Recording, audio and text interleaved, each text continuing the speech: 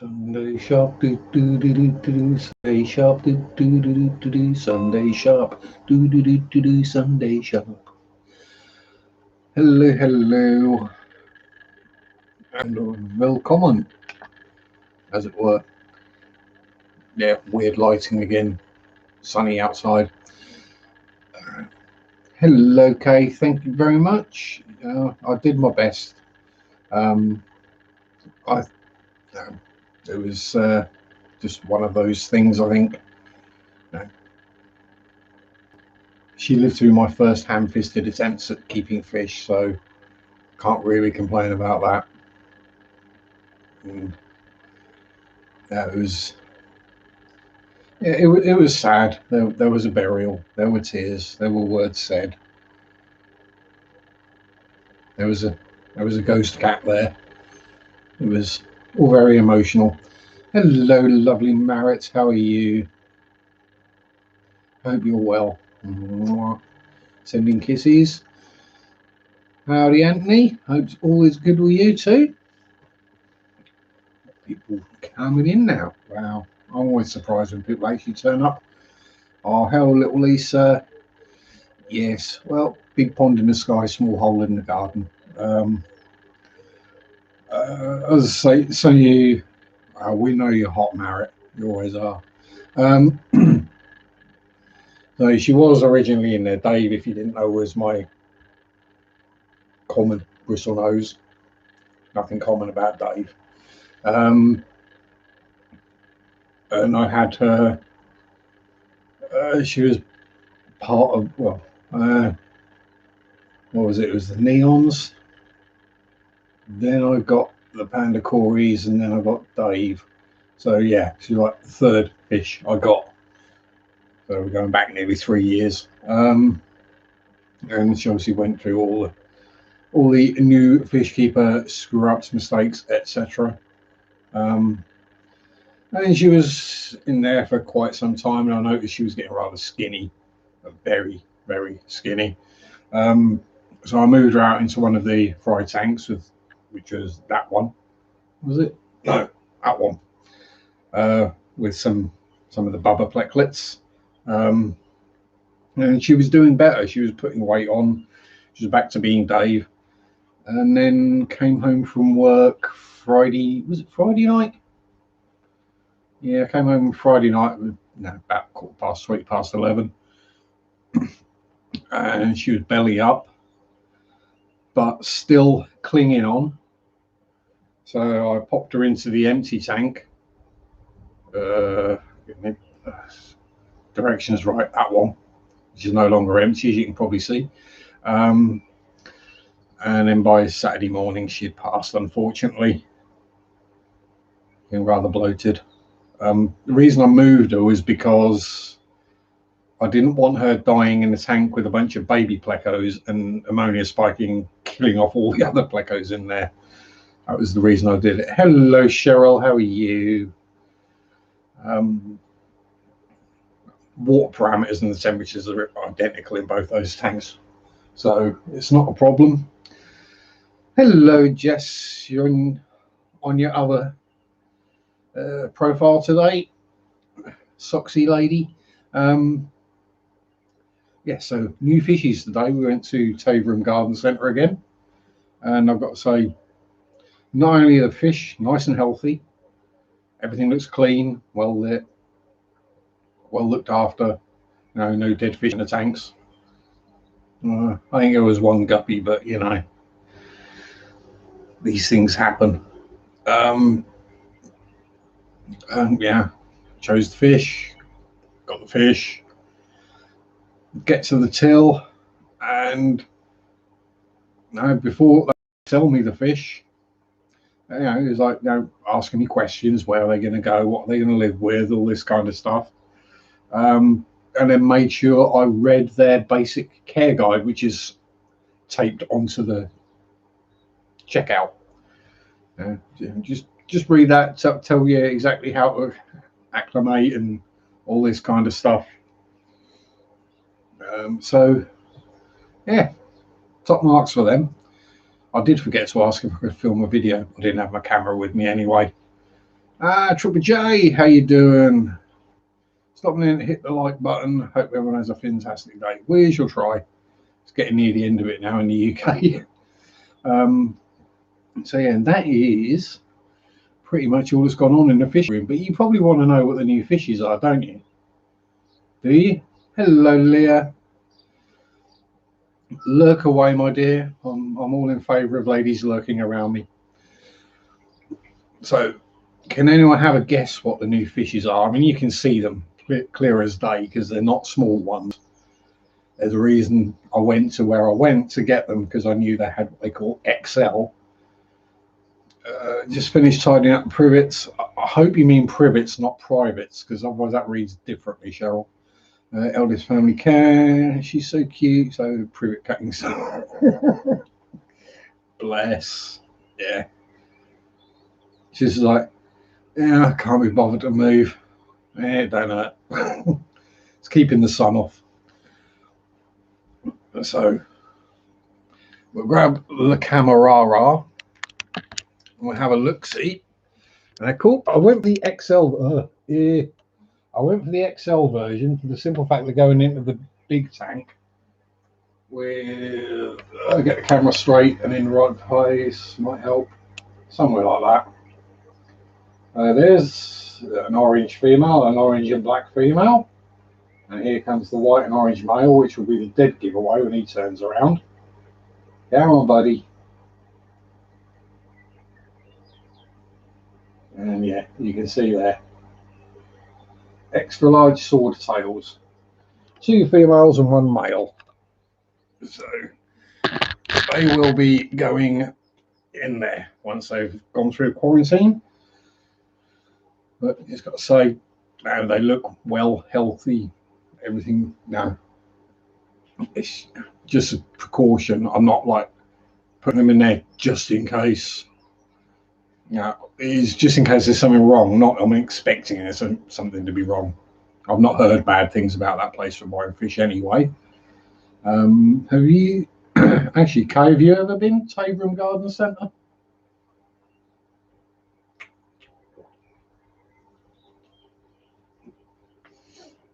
No. Everything clearly marked with what it is. Common name, scientific name. If they ones that have been tank bred, like someone like me has bred them and sold them to the shop, it says tank bred. It tells you their maximum size,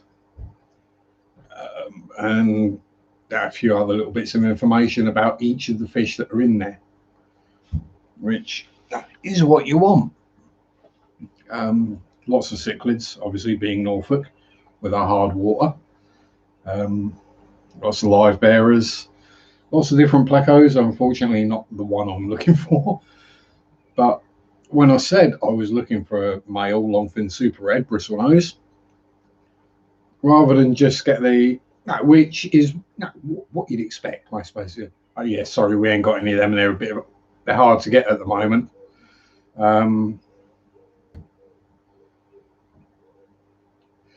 They can buy tank bred, but the person who's breeding them has to have a pet shop license, okay, which is what I'm looking into at the moment. So if I can get my pet shop license, I can then supply to any pet shop.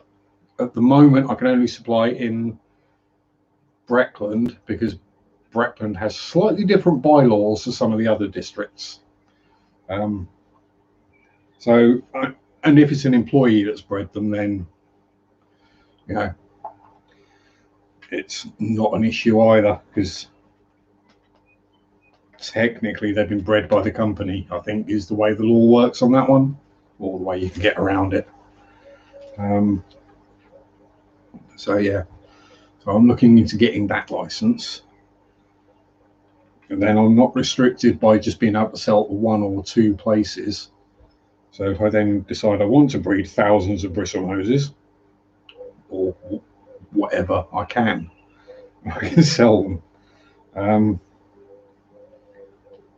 Because it seems that pretty much every tank, pardon me, has a bristlenose in it. So every person has a tank, let's say a community tank, they want the cleaner fish.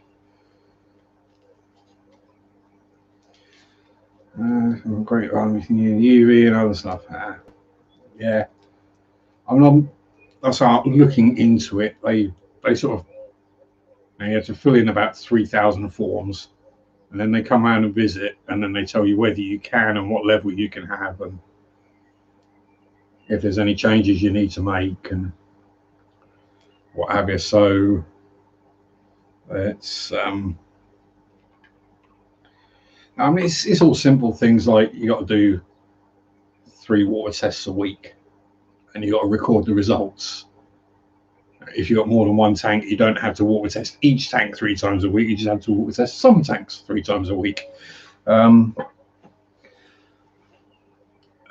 got to keep notes of when fish you're breeding are born, or when they die, and when you sell them. Robert, hello. TN Aqua, good evening, even. Hope all is well with you.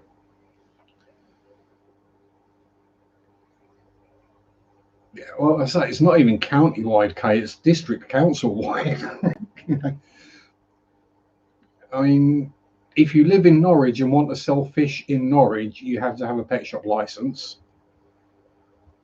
If you live in Breckland and want to sell fish in Breckland, you don't need a pet shop license. But if you want to sell them in Norwich, you need a pet shop license.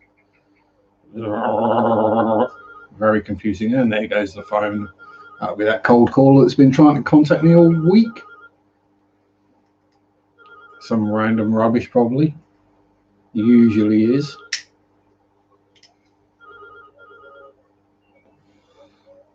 Answer phone will kick in on the 7th ring. It will get an answer phone. Please leave your mess. There you go. I guess as far as please leave your mess, and then they hang up.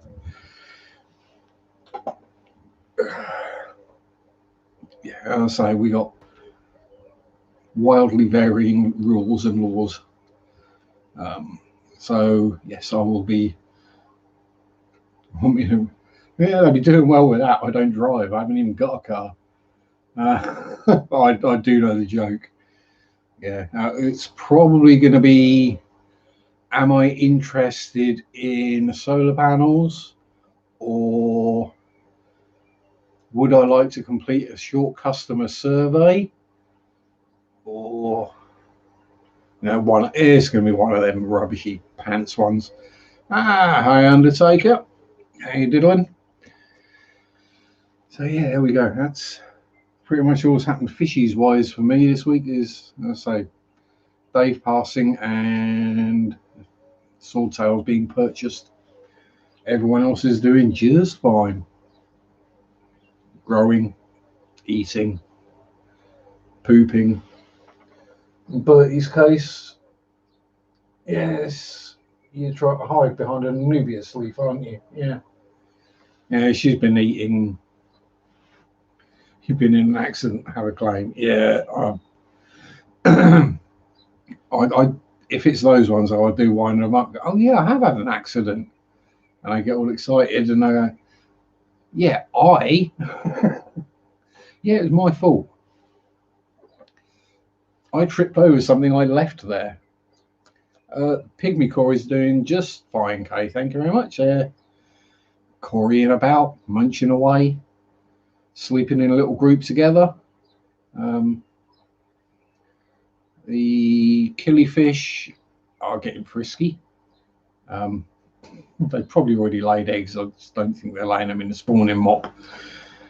But yeah, they're getting on well. They seem to be growing and settled and happy and doing killifish things. It's the red lyre-tail, the Appius semian australe.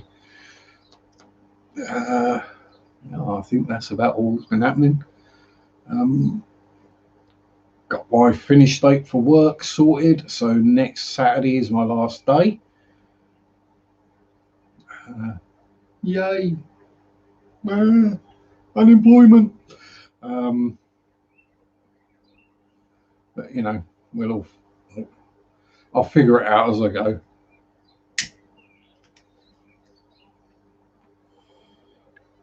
Oh, minnows spawning again. Yay!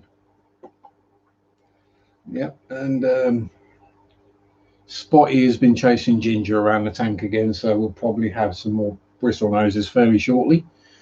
Uh, you know how it goes. Probably just in time to get these guys out of quarantine, put them in there, and then dump 60 on, or dump however many baby bristle noses I've got at the moment in there. Yeah, so that's that. Getting a smart meter fitted in a couple of weeks. And the week after next, I'm looking, well, my first week of unemployment, I'm looking after next door's cats. So that should all be good. Another Jess. Hello, my dear. How are you? As our Southern Belle. I hope your back is feeling a bit better. So I've not been around the last couple of days in your stream because I've been at work or asleep. Having a sleep before I go to work. Yeah, I'm not a fan of working late. It's not good. My body still hasn't got used to it even after a year. So is it a year? Yeah, 15 months.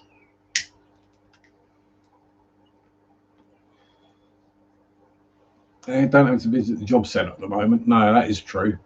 I won't be signing on or anything for a bit anyway because I'm not going to be looking for work for a little while. I'm going to be concentrating on getting the old head straight, getting things sorted out around the house, and working things out like what do I want to do, how do I want to do it, how much can I support myself with YouTube, fish sales, that kind of stuff. Oh yeah, landscaping, that's gonna smart, but take it easy and no twisting and bending at the same time. Trust me, because I have back problems sometimes. That's why quite regularly my mattress gets dragged downstairs and I end up sleeping on just the mattress on the front room floor.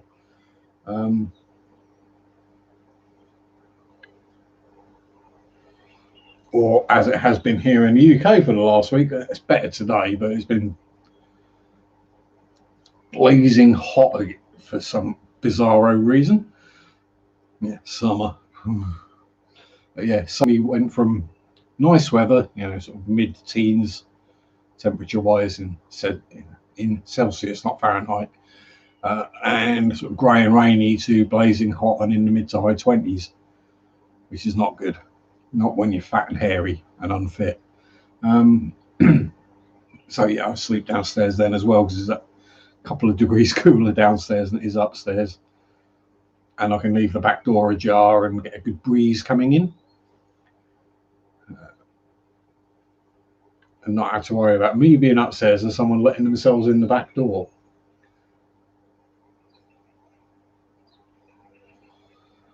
I mean, some people might be scared by a ghost cat or a shadow person. I think everyone would be scared at the sight of me in my boxers in the middle of the night. I mean, I'm going to look like a ghost anyway in the dark. I mean, yeah, you're probably getting the heat wave we just had, Marriott. So I feel sorry for you, my dear. Something absorbent under the girls soak up the boob sweat.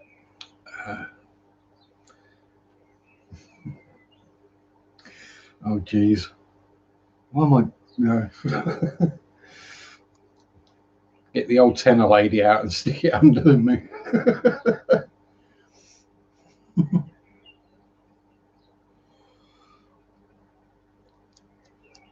Oh dear. Why does my mind even think of these things? I have no idea. I can blame medication at the moment, but my mind thinks of these things all the time, and I'm not always on medication.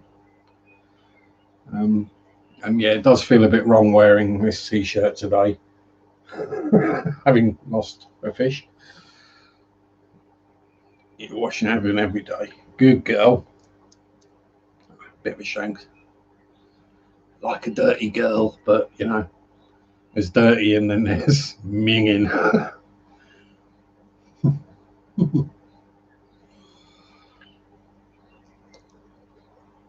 I'm not, I do have to admit, one upside of hot weather is it do get some nice views every now and then.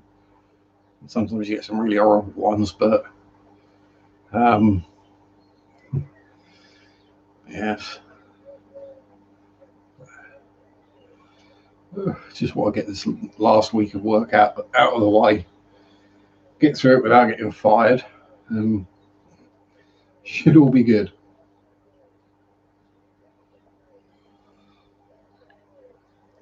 And I can sort of have a good think and figure out what I want to do for the rest of my life, or for the foreseeable future anyway. Whether that's just another shop job part time, you know, never know. I might get lucky. There might be something going in a local fish shop, or the local pet store might want someone. Oh, Spazzy's out again. Hello, boy. Oh, I did actually manage to get a picture of Spaz's eye glowing red the other day. It was.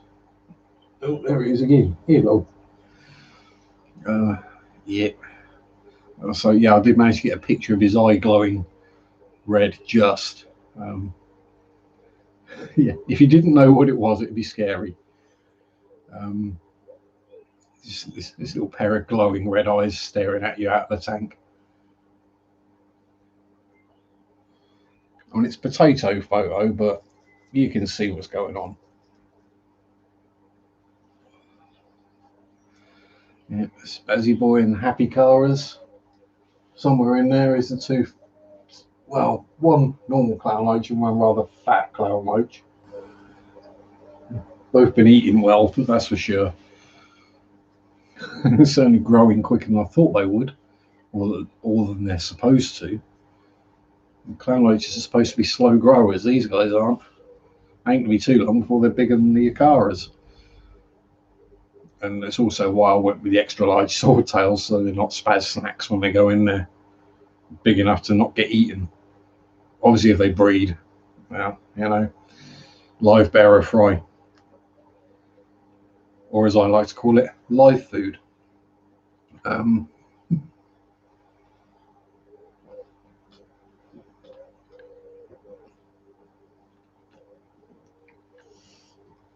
like Jess is finding with her cribs around here, live berries, you literally can't give them away. Evening, wee Dan. I would not be surprised at all, Merritt. I'm sure you. I mean, if we avoid any jokes about how many whips you've got now. Oh no, Lisa missed Spaz. Talking about finishing the washing. Yeah, I know. It's, yeah, I really should do the washing up. I kind of run out of plates now, so yeah, I better do it. Just got to get through next week and everything will be all right. Even if you're only working the evening, it still kind of interrupts the rest of your day. So it's like, well, I'm going to need a nap. It'll take me another hour or so to wake up from that. So I've got to go in and before you realise it, you're, better start now when it's like 8 o'clock in the morning or something. Yeah. So in case you didn't see, Dan, we do have new officialies. I'll show you again because they are rather cool. Still rather skittish, obviously, but we have a trio of rather large swordtails, one male, two females. Should we see if we can find a Spazzy Boy just for Lisa? Here he is. There's a Spaz and a big fat Bertie belly as well. There's yeah, she's going to be popular when she gets put in with Spotty, that's for sure. She's going to drop a heck of a lot of eggs.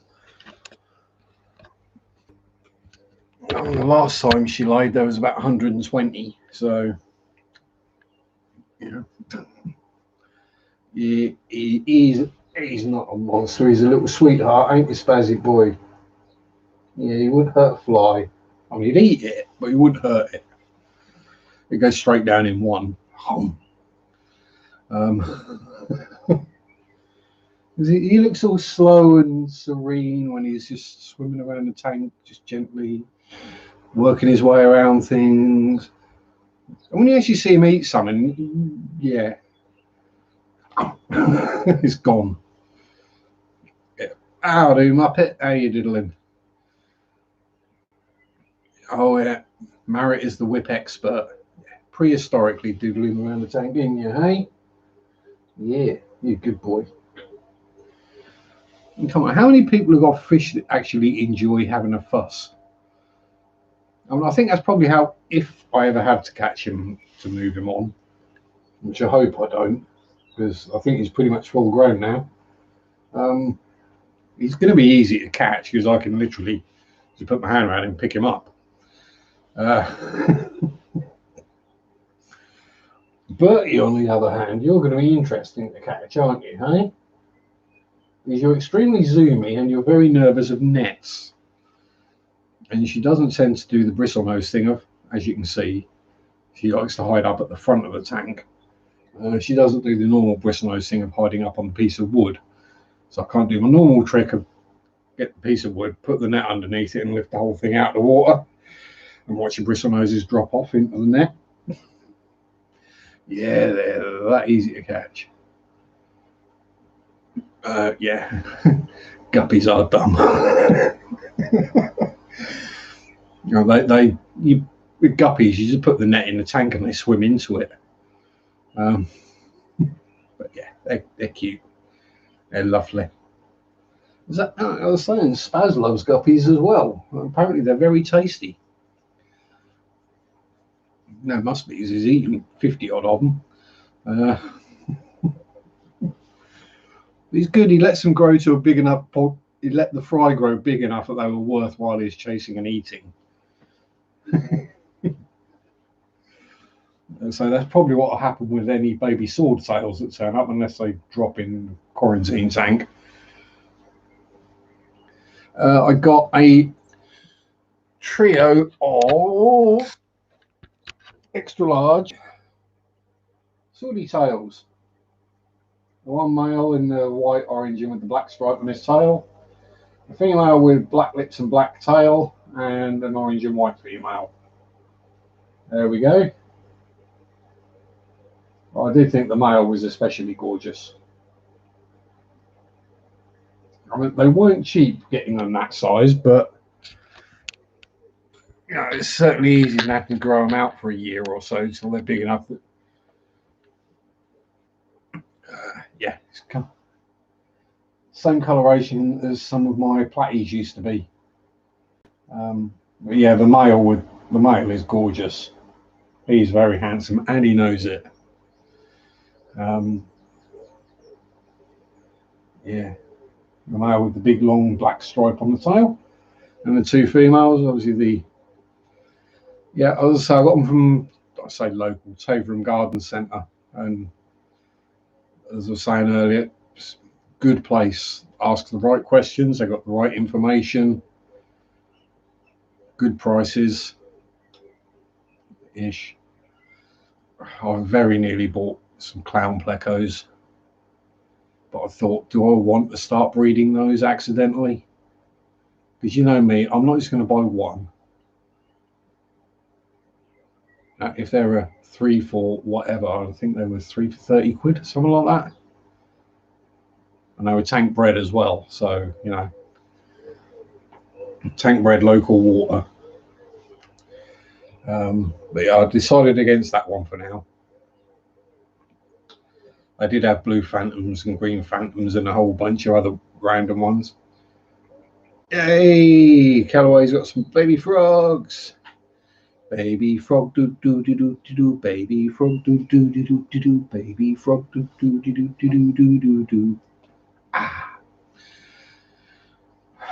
Yeah, I know everyone else finds that song extremely irritating, but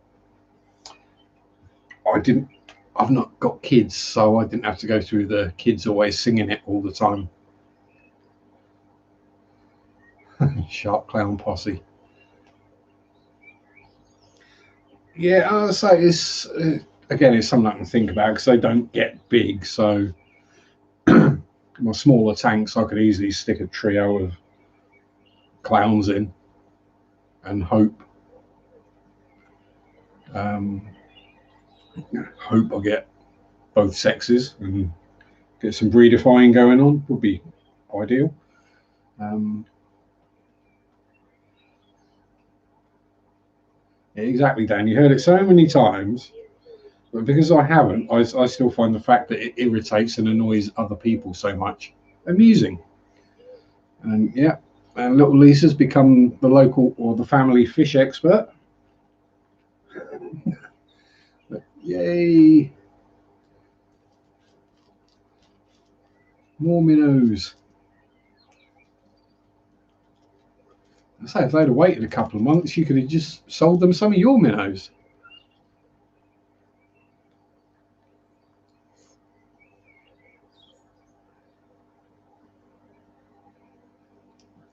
Yeah, Crazy Frog was annoying. That's probably the equivalent. I mean, it was one of those that it was always the advert, whichever channel or program you were watching. There was always a bloody Crazy Frog advert in there. And then people complained about him having genitals, so they put the big black rectangle over him. No, most people hadn't really noticed that Crazy Frog had a frog hood until someone complained about it, and then they put the big black rectangle over it so you couldn't see it. And I'm like, what? Yeah, you do.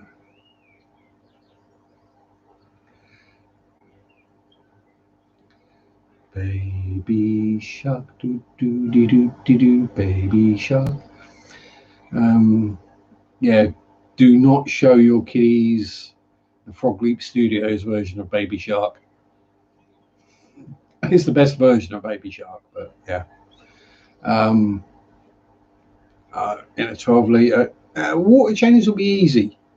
What I do, piece of airline, stick an air stone on one end of it, pop that end in the tank, and then suck on the other end and use it as a siphon. So you've got the water is being drawn into the air stone and then down the airline. So you're not going to suck up any baby fish or shrimplets or anything. And you're not going to suck up any gunk either, but baby minnows aren't going to be producing a whole lot of waste. Yeah. We're not talking 60 bristle noses in a 22 litre or 200 in a 40 litre.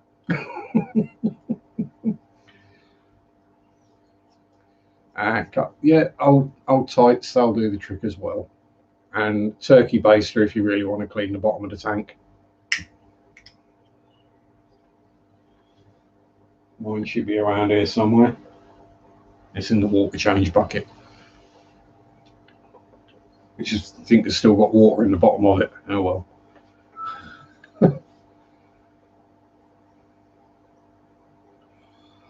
Yeah, so I like air stone because it actually weights down the end of the airline and holds it in the tank.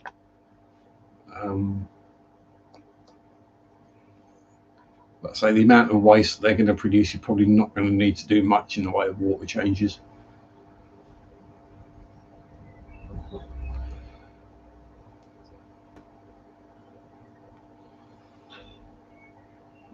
So I do have to do kind of sizable ones on the Pleco tub and tanks, but you know, you got that many bristle noses in one tank, they produce a lot of muck.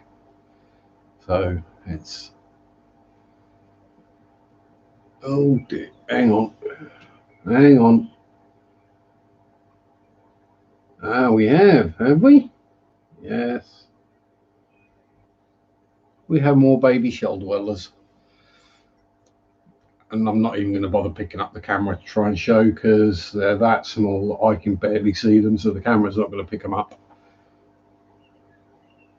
And as soon as I try and move anything in front of the tank, they'll all just disappear into a shell anyway.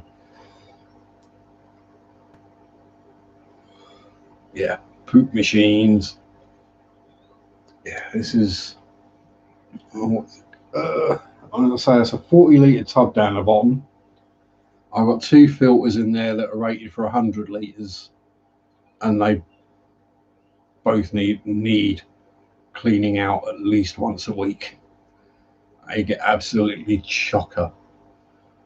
It's actually, that tub is pretty grim to do water changes on, I will be honest. The water change is fine. It's the amount of slimy pleco poop in the filters.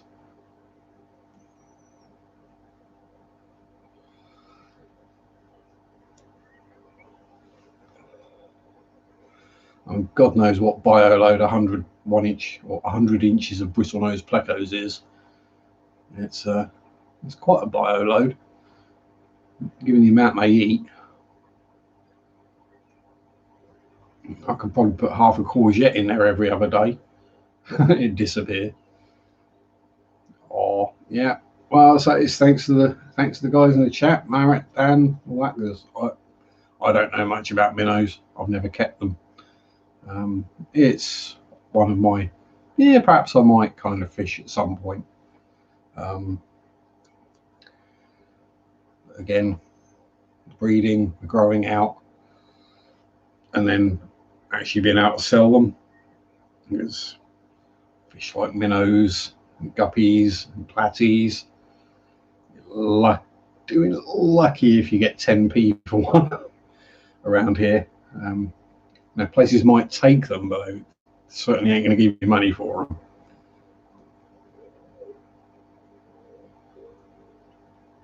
What was it last time I did it with platies? I took 100 platies in and got £20. You know. Whereas if I took 100 bristle noses in, I'd get £100. So, you know, I can get smaller minnows. Yeah, I know there are some absolutely minute species. I did kind of also toy with the idea of sticklebacks, but I don't think anyone would want to keep them.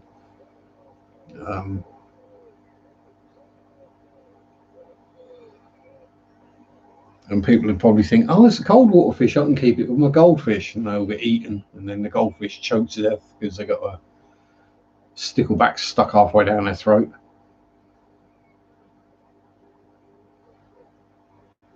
Yeah, I mean, the stores do obviously make a profit, but they've got to look after them, feed them, clean them out, do the sales. So, you know, Cheryl loves sticklybacks. Yeah, sticklybacks are cool. I spent many an hour as a small child with a little net and a jam jar or a little bucket catching sticklebacks and minnows in the local streams.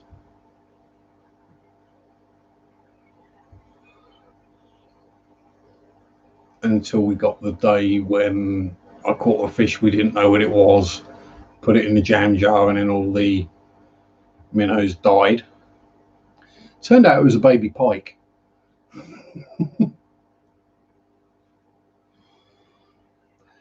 Yeah, I caught a pike that was about 3 or 4 inches long, and yeah, it killed everything in the bucket basically.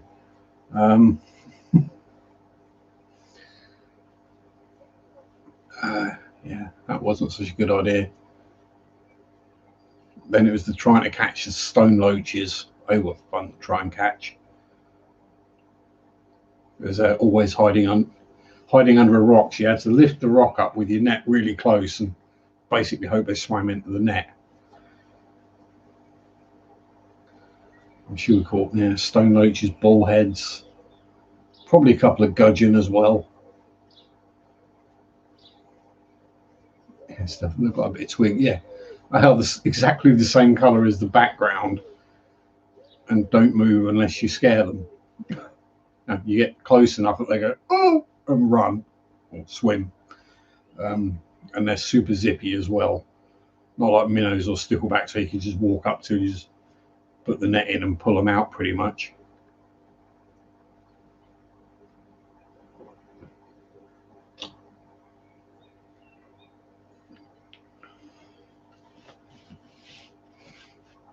So again, it's one of those things where and we see all the pretty colours of tropical fishes, and so we all keep those. But some of our native fish are actually really, really pretty. Gudgeon have lovely colorations to them, all different. They look like a dull grey fish until you look closely,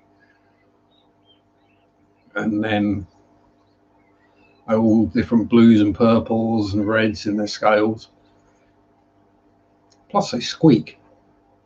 Little known fact: the native UK gudgeon squeaks.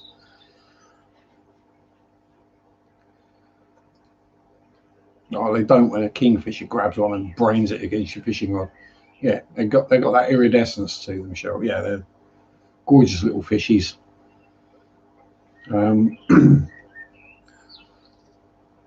Same birds. You look at a sparrow, it's just a little brown bird, but you look closely, you get a real close look at a sparrow, and they're gorgeous. Gudgeon, they do get. Gudgeon will get 6 to 8 inches fully grown, which they probably would in a tank quite easily with nothing trying to eat them all the time. Yeah, perhaps that's starlings. Starlings you get close up. They're very pretty, very pretty. Yeah, it might just be different colours of brown, but it's a very lovely pattern. It's just a shame about the noise that starlings make. And you can probably hear the sparrows and the blackbirds out the back at the moment.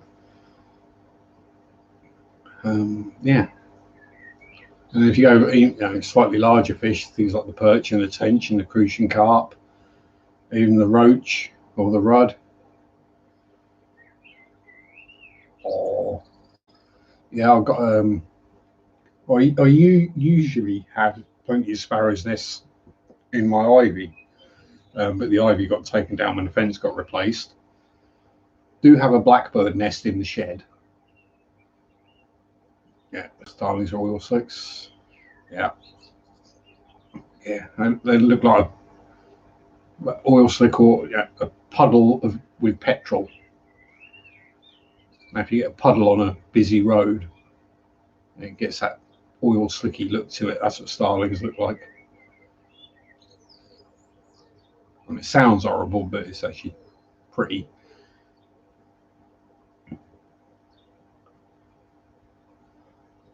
Yes. I say, maybe that's the thing. Maybe we should try and big up keeping native fish in the UK. I know it's more of a thing in the States. People try and keep the natives, but some of our native fish stocks are getting a bit low. It wouldn't hurt to have them being bred. Yeah, all the colours of the rainbow. Just look dull and brown, but you catch them under the right light, and they're full on LGBTQ, XYZ, whatever. I can never keep up with that. I remember it being LGB when it first, because that was the same name as a company that made model trains, which caused some interesting Googles. Then they went LGBT, then LGBTQ. I have no idea what it is now. Hi, yes, how you doing? I'm not saying I've got any problems with any of it. I just wish I'd pick a name and bloody stick with it.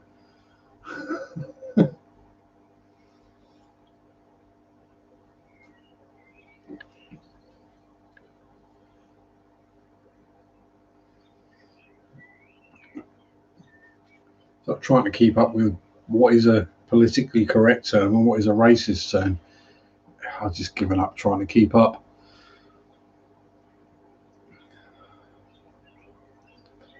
I heard the other day apparently nitty gritty is racist. No, it's not. It doesn't come from that at all. But just people looking for offence where there is none. As I've always said, if I'm being offensive, you'll know I'm being offensive because I'll make it obvious I'm being offensive. Just because I say all that, it doesn't mean I mean it in a derogatory or offensive manner.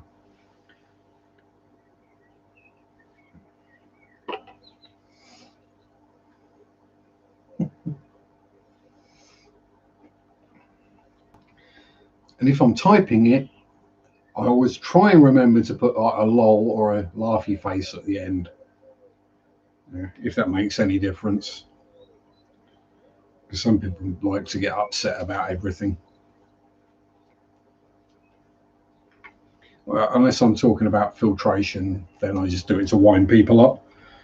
Hello, Nola Jane. How are you?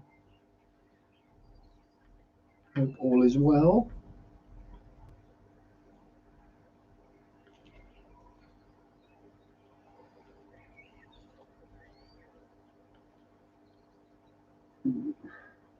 Yeah. I've been a bit of a struggle all day today. I know exactly why. To be honest, I had a late night because I didn't finish work till about 11. Then I got home and I had my sleeping tablet and it got stuck in my throat. So basically, I've been fighting a sleeping tablet all day today. Oh well. It got stuck in my throat, and then basically when I got up this morning and had a drink, it went down. Yeah. Oh. At least it was just an over-the-counter one rather than a prescription one, because that would have knocked me out. Oh, yeah. Okie dokie, Lisa.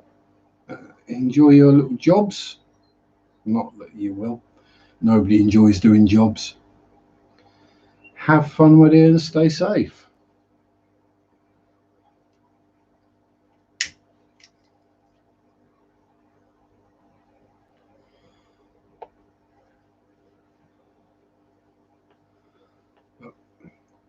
Speaking of tablets, at least I finished the antidepressants now, so that's all good. They seem to have done the trick. So we're getting there, and I've not had any panic attacks lately, so that's also good. Just the sleep issues to sort out, and I'm pretty sure what's coming from that, or what's causing that, is the weird hours. Because if I'm not working, I go to bed at 10:30, 11:15. If I'm working, I don't go to bed till 12:30, 1, which then screws me up the next day. I still wake up at the same time. Because it's getting really light really early. It's only the 7th day, 2 weeks away from the longest day of the year. And then nights will start drawing in, and the mornings will start getting darker again. Yay! That is another bonus. I'll take a. I know, obviously then you get the stress of finding another job and money, but you don't get the direct stress of every day going into work thinking, what am I going to get rollicking for today? What have I done wrong? What didn't I do? What have I missed? And if you don't get the rollicking, you're thinking maybe saving up for another day. No, I can't be dealing with that.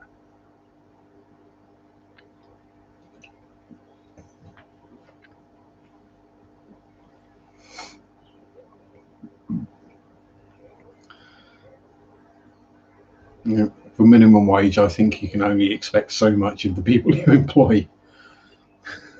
you know.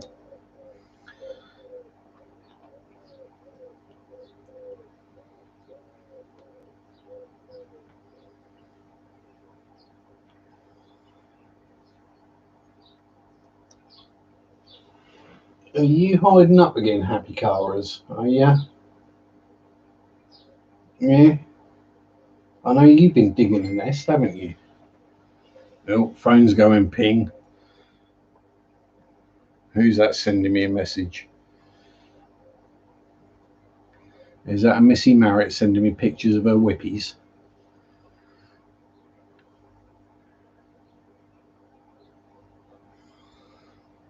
So that is another thing I was thinking of. Not Marriott and whips. Well, yeah, maybe, but we'll leave that one out. Because obviously in here, when I move Bertie the bristlenose out, I'm going to have space or need for a kind of bottom dwellery, algae munchery, tank cleanery type thingy. Yeah, so I'm not too worried about that, Michael. I'm literally just looking for something simple and easy rather than anything stressful or difficult. So I mean, the obvious answer is to put another bristlenose or two in there, which I'm not sure of, as we all know. But now I was thinking maybe if there was something more interesting. I'm not saying bristlenoses are boring, but something different. Would like the red lizard or the royal twig, whatever they call them. They call. Oh, pardon me. They call them all sorts of different names. The long, thin, twiggy-looking pleco type things. Maybe some of them, or a couple of those. The problem is, whatever goes in there has to be too big for Spaz to eat. Sturgeon will probably do it, but I haven't got enough room. Bear in mind, the smallest sturgeon I can buy wouldn't fit in that tank. Well, it'd fit, it'd just probably die within a matter of hours and probably kill all the other fish in the process. Even my pond's not big enough for a little sterlet, let alone a sturgeon. So something will come up. I was wondering if anyone had any ideas. I mean, some cories would be cool, but again, it's getting cories that are big enough to not get eaten by a bichir, bicher, a spaz. Let's call it. Should we just go with a dino fish that's probably the easiest option. So, and ideally, I don't want to have to grow things out like 6 months to a year before they're big enough to go in there. So, yes, let's see. Yes, oh yeah, I'm at the angle where your eyes are glowing at me, am I, Spaz? Hey? Yeah, we're getting eye shine off you. Yeah. Yes. Equus cories. Yeah, I've looked at some cories. Peacock gudgeon are gorgeous. I have had some down, but problem is if I go sticking peacock gudgeon in there, they've got a life expectancy maybe a day before a certain spazzy boy finds them and eats them. Basically anything platy size or smaller is just food. To be blatantly honest, I'm gonna say he's not got a mean bone in his body. He wouldn't hurt a fly. He just eats anything that will fit in his mouth. And he's I'll say sturgeons and plex, same. They're all catfish or armored catfish, so technically the same family, but slight difference in size. Full-grown sturgeon are sort of 12-foot long. I think the biggest plex gets to about 2.5 feet. So all of which are way too big. So I might just have to either grow out a couple of my baby plex big enough. Trying to get the chores done while listening. Also I did have peacock gudgeons. I mean, I think it's possibly where I got them from. They weren't that healthy to start with, but it didn't last very long. And one didn't make it a week, and the other two a few months. Plecos in the wild in Florida, they've got a big problem with the common plecos in the wild. Because people keep releasing them when they grow too big for their fish tank. And being armored catfish, stuff doesn't tend to eat them. And plecos breed. They breed like Billio. I mean, even a little bristlenose is like that little girl there.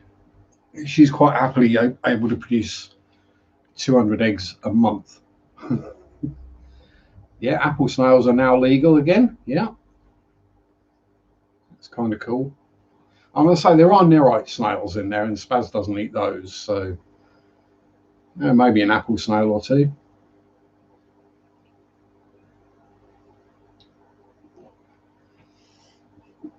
That is one thing that is going to be flooding the market very quickly, I think.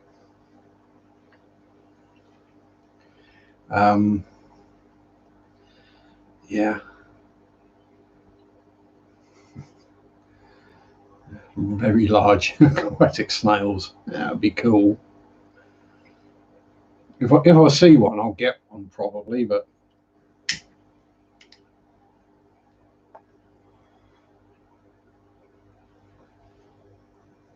yeah, so I've seen a lot about it, and they have been taken off of the ban list.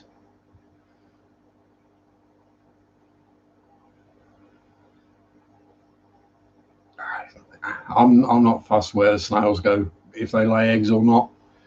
If they breed, and then I can sell them.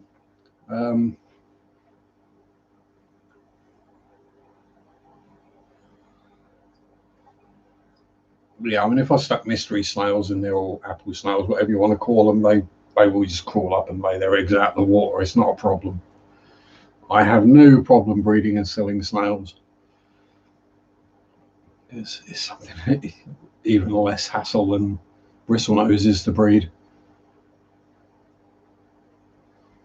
Rabbit snails making a carnage. Howdy, chubs. Hope you're good. I wonder, lights cook the eggs. Yeah, I mean, the light in there does get quite hot, but they can't actually get to the light, as it were. You know, they do, and they get cooked. They get cooked. It's one of those things. I mean, I just wish I could sell Malaysian trumpet snails because they've got flipping hundreds of them.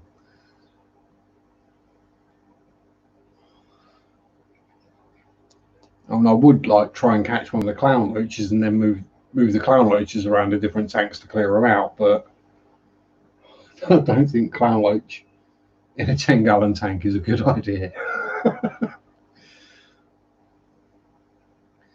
Yeah, holy hand grenade of Antioch. Yes. Yeah, this is it. Because apple snails will eat the plants if they get hungry. I suppose I could stick one in with the shell dwellers. Plenty of algae in there for it to eat. And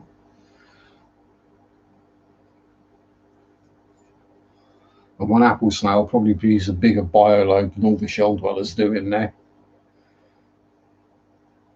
Although some of you, most of you guys are getting fairly chonkers now, aren't you? Hey? Yes. Now he's got to find someone who's willing to buy you. Oh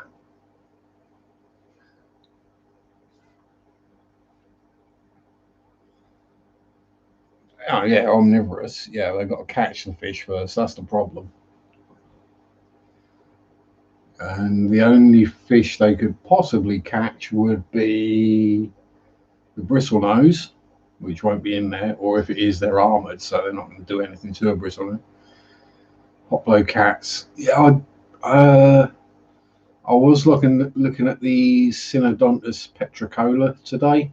I mean, they were like that big, so I was like, no, not big enough yet. Yeah, Hoplo cats. Yeah, I say, the fish do, the snails do. It's generally why, if you've got a tank with a lot of snails in it, you don't find any dead fish. I think they just go missing. I was going to say, eat it overnight. But the fish will have a good munch as well. Oh, I forget what it was. I think it was one of my platies. Yeah, one of the platies in there died. I thought, I didn't notice that the platy had died. And I came down the next day and I was feeling, why is there a honking great pile of snails just in that? Why have all the snails just congregated on that small area? Stuck my hand in, pulled it out, and there was part of a platy left. Oh, that's what happened.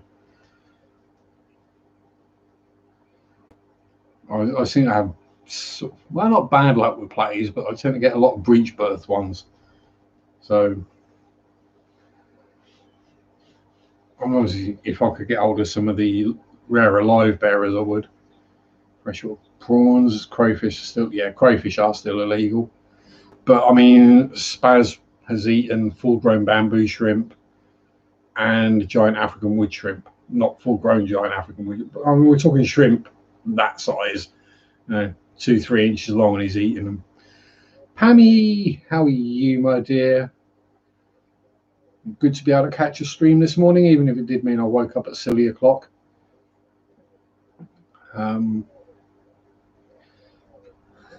Yeah, Chubbs. Spazzy boy does like his food. Here he is. We're talking a full-grown Senegal bicher, so yeah, basically anything platy size or smaller is going in there and not coming out again. And if he grabs hold of his shrimp and crunches it, it's had it. He's got a good bite on him, trust me.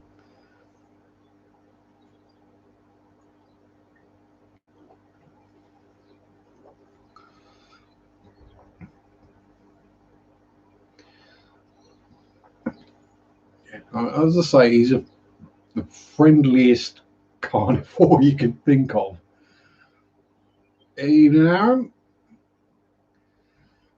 Yeah, he's friendly, sweet-natured, gentle, but if it fits in his mouth, he eats it. Some people might mistake that for aggression. To me, that's not aggression. That's just a fish doing what the fish is going to do. I say,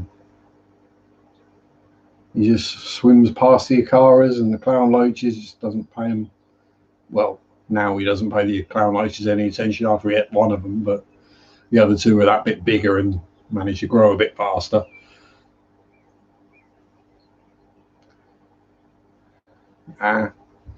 Yeah, don't blame you. Chilling in the bath sounds a good idea. It's not as hot today as it has been, but yeah, I have been. Cold baths have been my friend this week. Cold baths and a bucket of water. Well, soft, gentle, and if it fits in his mouth, gone. Yeah, not too far off me either.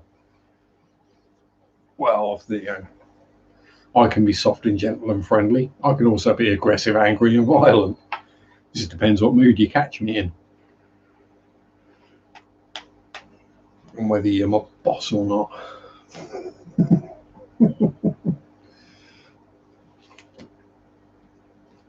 Oh, sweet. Nice one, Aaron. So, might only be a trial, but it's something.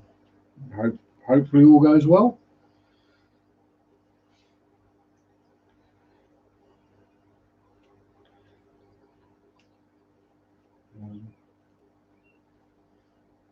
So, I mean, that was one of the other things I was thinking about is, what do you have to do to become a dog walker? Do you just like put flyers up, advertise that you're willing to walk people's dogs for a cost? That's something I could do quite easily. Get me fitter as well.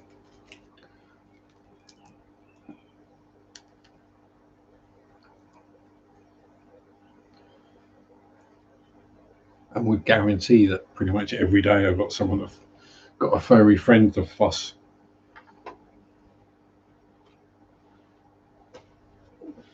Buy a ton of poo bags.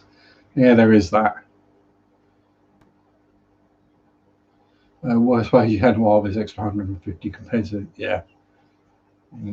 Exactly. It's just for 2 weeks. Saying the universal credit, it shows you're willing to work. I'd be fit if I laid off the energy drinks. Yeah, possibly, but my body is so used to caffeine now that after all the years I've been having my bad Coke habit, yeah, Yeah. I'm drinking far less of these than I used to. It's just a thing. I do a live stream. I have a can of Monster.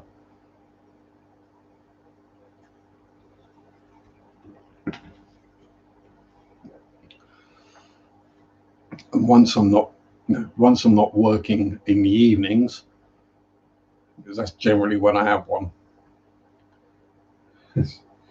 Starting work at 6 or 7 o'clock at night is not good. Oh, I've still got the Coke. I'm still going through the best part of a 2 litre bottle of Coke every day as well.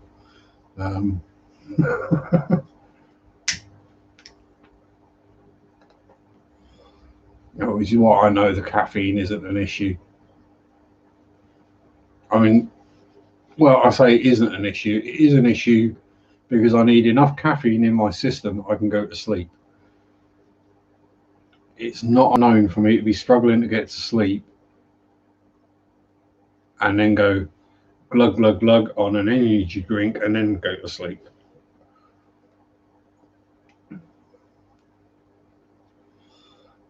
Oh, yeah, veg noodles, yes. Lots and lots of salt in those. Yeah, go on a diet and get bigger. Mango Pets. Oh.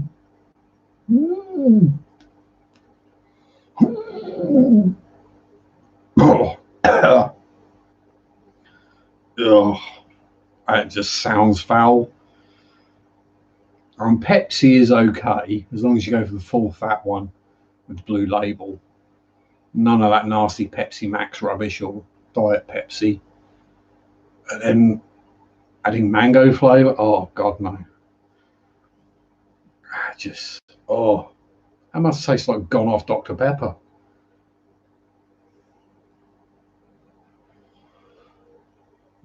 Oh, next time I'll be suggesting I eat a banana and tomato salad. I mean, that's a good way to lose weight. Because I'd never eat either of them. You see, the ginger, yeah, I could go with the ginger, as long as it's got enough ginger in it to have a kick. You know, my sense of taste being what it is, how used my palate is to spicy food. But yeah, it's got to have a lot of ginger in it for me to taste it. Nearly we'll go with. I'm going to try and pronounce the rest of that. 2 large arandas. Ooh, how often would I suggest feeding? Once a day with 1 pinch. And also depending on how big the tank is, because arandas or goldfish in general need a lot of room because they're messy fish. They're right up there with Plecostomus with the amount of poop they produce.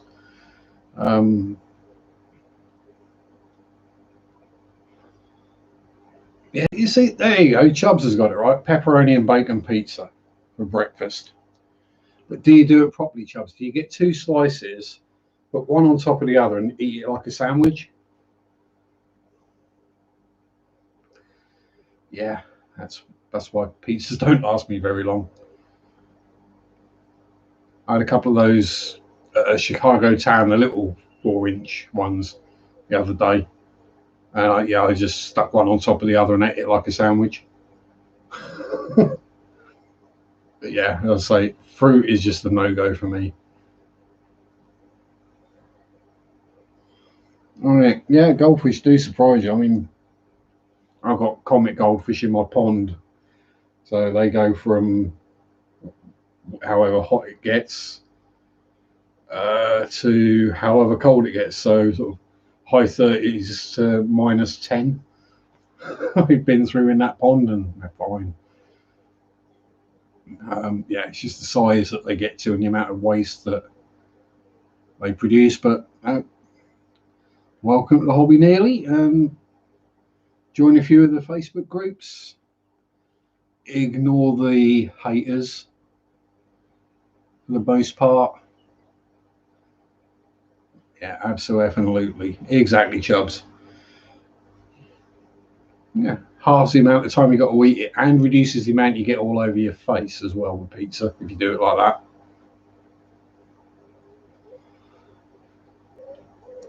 You only get the barbecue sauce coming out either side. You don't end up with it all over your face in a big circle. Oh, I know how big wild carp get, Michael. I used to be a fisherman.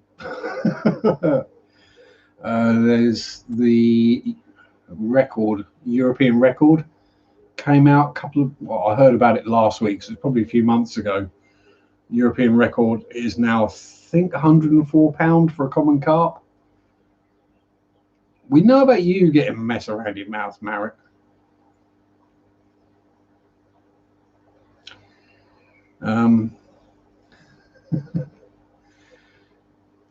Just make sure it don't go in your eyes. You don't want barbecue sauce in your eye.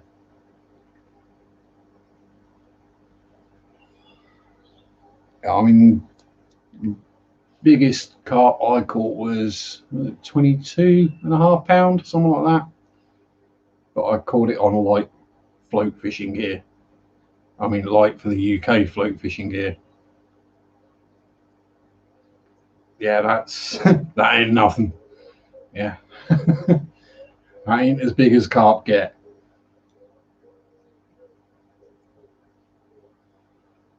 And they probably get about the same length, but they just get really girthy. They're about the only fish that gets a massive belly hanging around underneath them. But I think that's more to do with the bait that fishermen use these days. Very high protein and lots of it. Yeah, Dave was a fish, Aaron. She was my oldest bristlenose. She was my oldest surviving fish. Now that honour has gone on to Panda, my last surviving Panda Corey. You know, the ones that have to be kept in a group of 5 or more. Yeah, he's the one that didn't like hanging around in the group. The other 4 unfortunately passed. The one that liked being on his own is still going. Yeah, I say look around the koi farms or the fish markets, the live fish markets. Yeah, thank you, Aaron. Yeah, I mean, if you go on, why am I even promoting another channel that's actually cutting over me? A couple of years ago, or a few years ago, Corey from Aquarium Co-op went to Japan and he filmed some videos going around the Japanese fish market, the live fish market. Yeah, people complain about the size tanks we sometimes keep fishing, but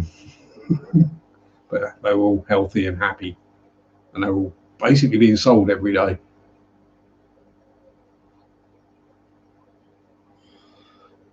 Yeah, we got plenty of koi in the UK, plenty of them in the bloody lakes as well. Just join Ian Christmas and Darts 180. Can't beat. No, you wouldn't get that joke. I was going to come out with an old, yeah, rich Chinese hiking the prices. Yep, it's always the case.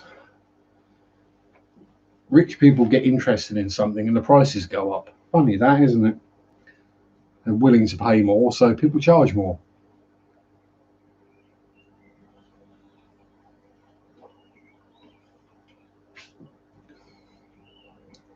And it's kind of the same with some fish and shrimp, where the ones that people consider, oh, holy grail kind of, oh, this is an amazing shrimp. I'm looking at it and going, yeah, it don't look as good as that one, which is like £4, and you want £100 for that one? That one's just straight red. That one's red with white stripes and an orangey bit and kind of lacy pattern. That's far cooler. Oh, that's not a purebred blood. It doesn't matter. It's what you like.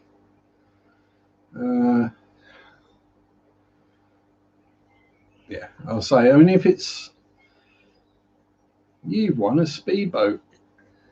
Oh, thanks, Jim. We live in a council flat in Wigan. Oh, you gotta love that. For those who don't know, we're talking about Bullseye, an old British darts game show on TV. hosted by Jimbo. And Florida python problem, yeah. Fishing in Mississippi, yeah. I mean, it's all pets that either if you're feeling charitable that have escaped, or if you're not feeling charitable that have been dumped because they got too big for their owners. In the case of pythons, common plecos and things like that, yeah, they got dumped. They got too big, they got dumped, and now there's a big problem. I forget, I think it was Florida. That must have been. I remember seeing a video a while back, several years probably, where a python had tried eating an alligator, hadn't quite killed it, and then the alligator ate its way out from inside the python. An Asian carp bought it with ballast water, yep, or smuggled in ballast water out of Miami. I thought it was Florida chubs.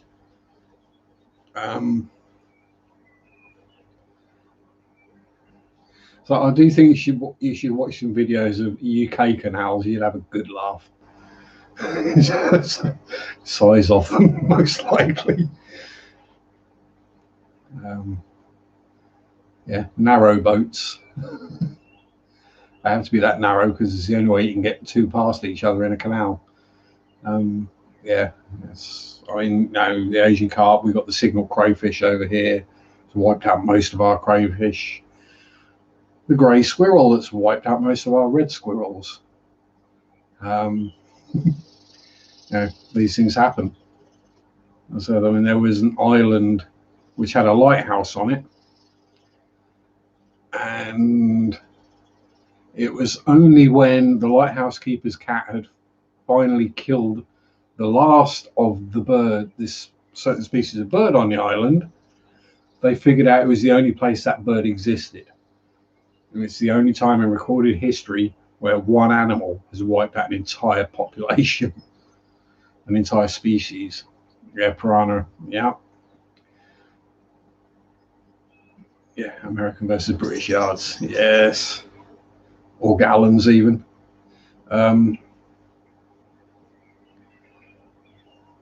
Yes. Nuts. We just introduce things, or they escape, or we've got the mitten crabs in the UK rivers now, and they're undermining all the banks. They came in probably with ballast water as well. Chinese mitten crabs. Yeah, it's worldwide. I mean, people do dump piranha in UK rivers and lakes, but thankfully they don't survive the winters. It's kind of a semi-regular thing where it will make the news that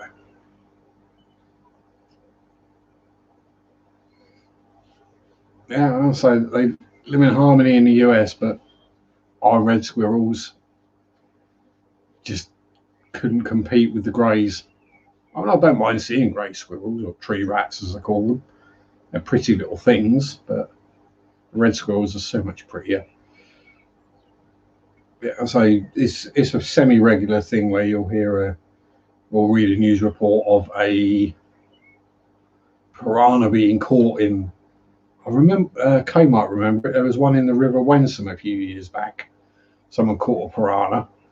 And there was a big old panic about it until like the Environment Agency went, "Yeah, it's not going to survive."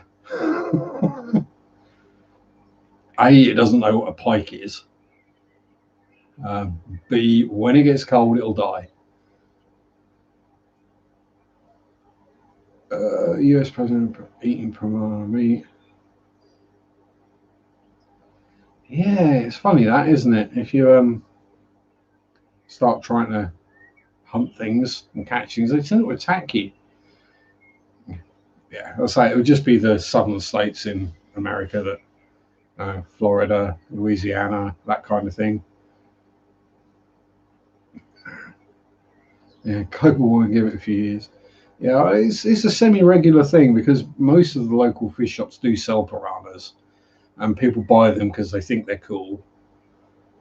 But then they realise they basically just spend most of the time sitting there not doing anything in a fairly dark tank, and it's pretty boring. So then they dump them in the local river because the fish shop won't take them back because they can't sell a full-grown piranha. Yeah, careful with wet fingers. It's always good to be careful with wet fingers. And when your fingers are wet, be careful where you put them. Certainly not near anything electrical, unless it's got a silicon coating or just runs off batteries. Yeah, only the thing with global warming is the UK should technically get colder. It will get warmer for a bit, and then with the change in salinity in the oceans, the Gulf Stream will turn off, and then we'll get Canada's weather, basically, or Norway's weather, just colder and wetter.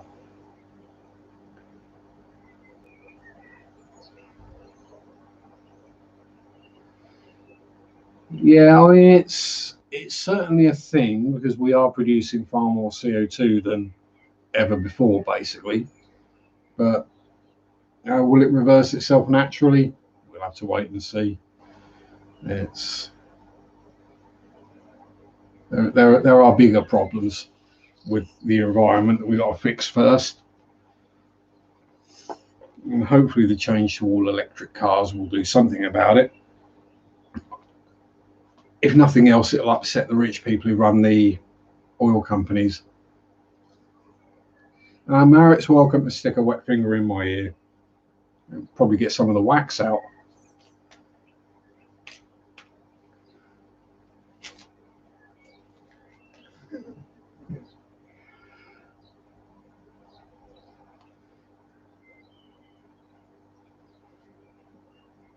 Speaking of which, why does that now make my ear itch?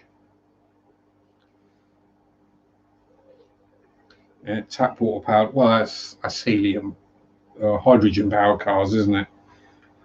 You just have a hydrogen, a fuel cell that splits the hydrogen and the oxygen, burns the hydrogen in the engine, and just pumps out oxygen out the back. But then we'll probably have problems with there being too much oxygen in the atmosphere and killing us that way. Oh well.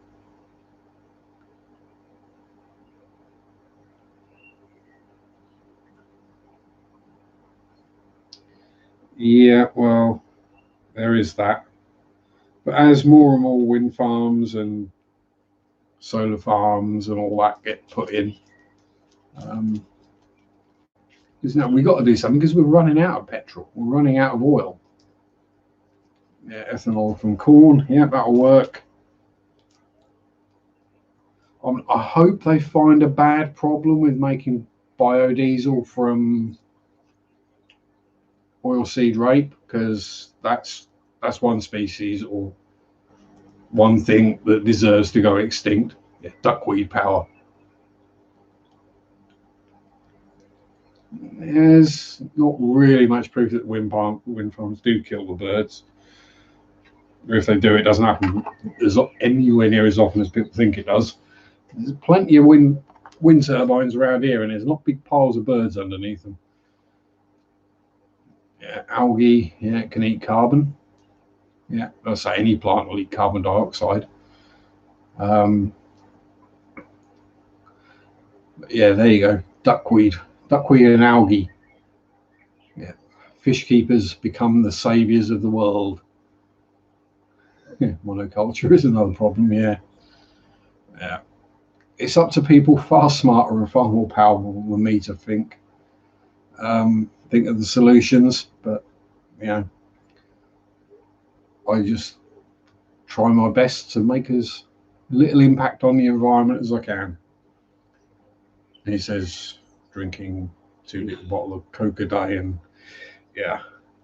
running 14 fish tanks.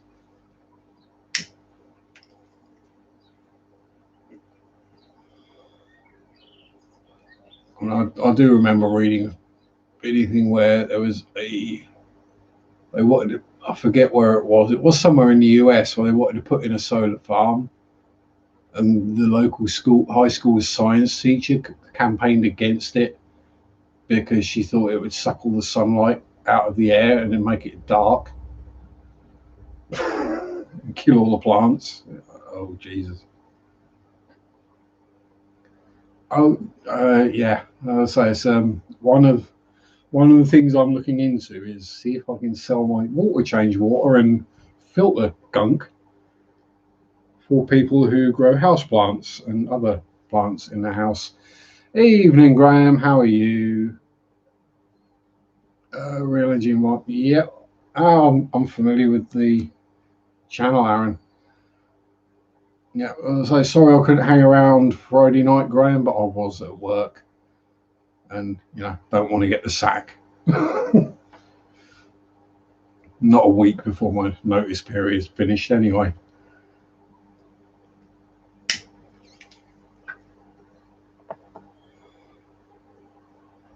Yeah. I'll say this is the thing. So I mean, I figure even if I only get however much for a litre or 2 litres, 2.4 pint of whatever water change water, if I can sell it, saves me money on the water bill by pouring it down the drain. Hello, Elizabeth. How are you? Hope all is well with you. If there's anyone perfectly placed to comment on the amount of common plecos in Florida's waterways.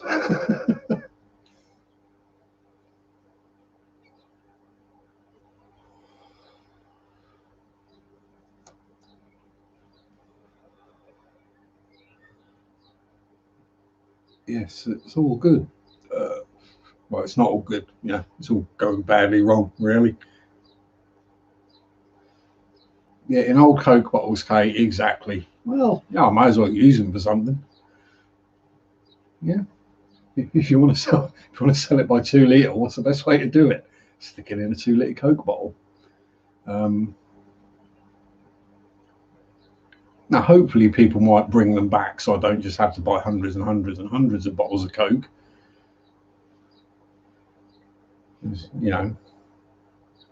Otherwise I could only sell 14 litres a week.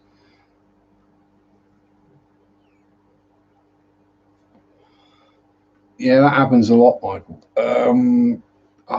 Can't remember who it is. This member of the fish fam does that. I can't remember who it was. Basically has aquaponics setups over the tanks, so he just pumps the water up into the aquaponics setup, and then it comes out the other end clean again, filtered, and the plants take up as much of the nitrates or whatever as they can. So yeah, it works. And it's a way to grow plants indoors without having to remember to water them, which is where I always go wrong.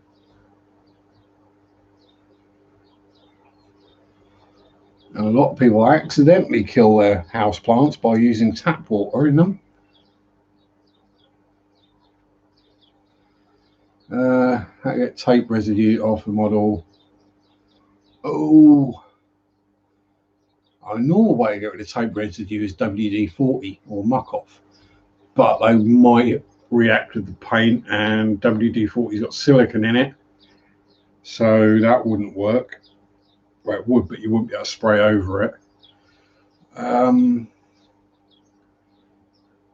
Using lacquer paints?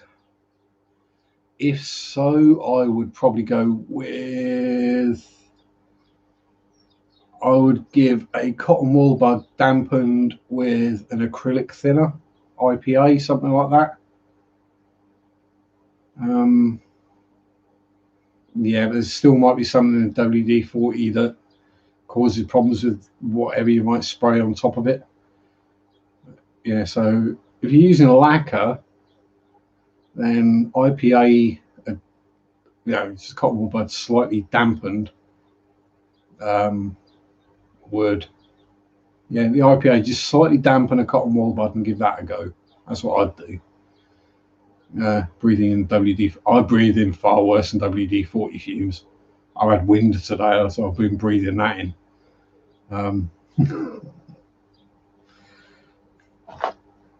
I've been smoking for 31 years.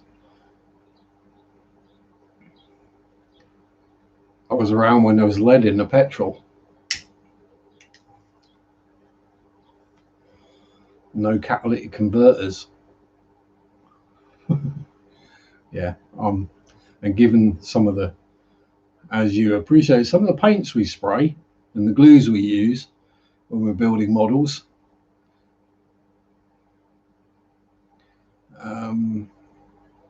yeah, I've definitely breathed in worse than WD-40.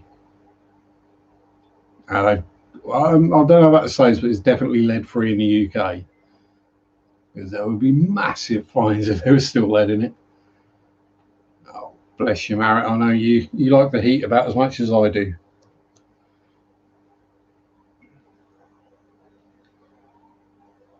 Sweet corn failed this year.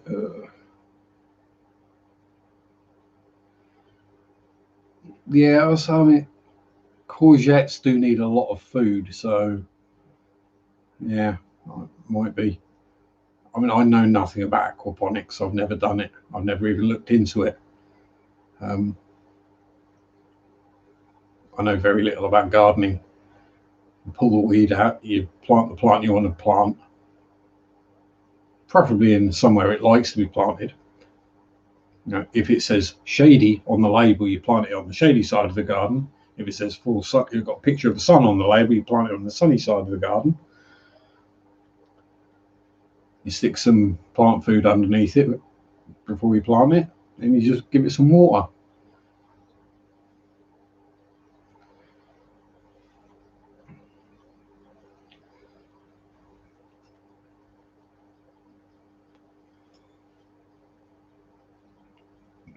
That's pretty much my extent of knowledge when it comes to gardening. And right now, I'm not going to show you, but there might be a Japanese sniper hiding out there. Yeah, exactly, Graham. Been tomato plants. Is that a basement tomato or an actual tomato? Yeah, tank water is. It's basically pure liquid fertilizer, but it's not that high in nitrates or anything that it's going to burn the roots or damage the plant. And if you've got filter squeezings and gunk in there as well, it's also biologically active. So there'll be bacteria in there breaking things down so the plants can take them up easier. It's decaying organic matter. It's something I've really got. I mean, chances are if I put an advert up on Facebook Marketplace selling dirty water for houseplants, most people will probably laugh at it, but you know, might get a few people try it. And the more people try it, the more people will go, that works. The more I might sell.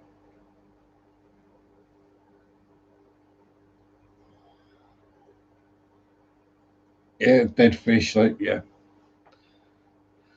This is one reason why I do bury my dead fish.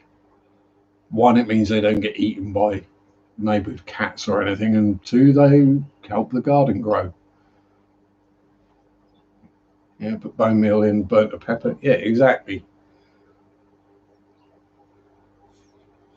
Yeah, I'm not spraying extra water on my lawn. The speed it grows. Yes, the UK, it rains a lot. It either rains or it's sunny, and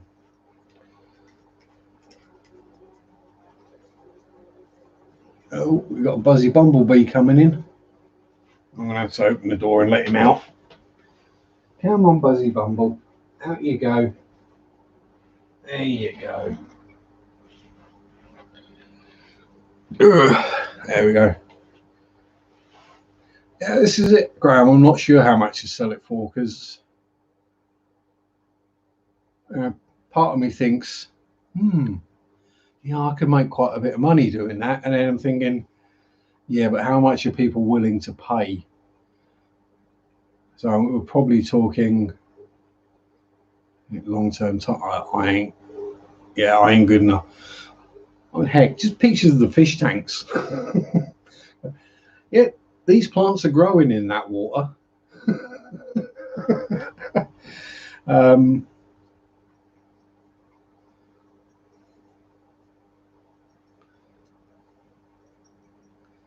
Not a bushy Barnabas, no, it was a buzzy bumble. Or to people who aren't familiar with Norfolk parlance, a bumblebee. Very cute bumblebee, one with the yellow and the white stripes. Yeah, so that, I mean, I was thinking maybe 25p a litre, so 50p for a 2 litre bottle, Graham, something like that. Yeah, something, yeah, whatever, but no, it's a waste product. If you can make money from a waste product, that's like the holy grail of a lot of businesses. Bishy Barnabies, yes. Bishy Barnabies, which are ladybirds. Yes, Norfolk. English, but different. Bring your own bottles. I've got a bunch bottled up already. I've got what? 1, 2, 3, 4, 5, 6, 7, 8, 9, 10, 11, 12, 13, 14, 15. I've got 17 2 litre bottles and 7 or 8 1.5 litre bottles. Oh yeah, that's a good point, Dan. Yeah, don't make money. Yeah, but if it takes off, then I'd end up with hundreds of bottles of Coke, and even I can't drink that much Coke. So yeah, we get the yellow and black, we get the orange and black, we get the yellow, white, and black. They're just different subspecies. Maybe kind of a bit like guppies, where it's all the same species. You just get different colorations showing up every now and then. Yeah, they're nice and friendly. They don't sting you unless you really sort of threaten them. I mean, more than once I've had one like land on my hand and I just sat there giving it a little stroke and then it's flown off. In the orange and black this year. Yeah, yeah. But then also I'm in farm country. Yeah, Mary does already take some of my water to feed her plants.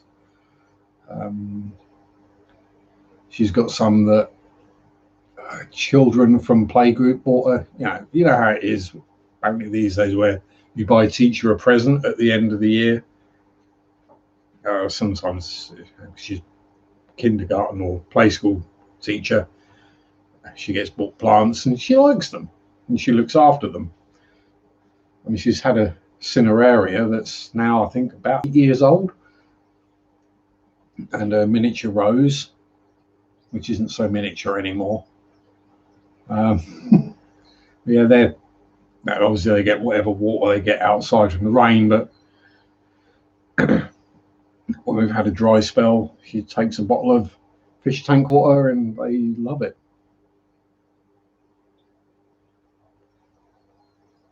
Yeah, I say they do friendly little bumblebees.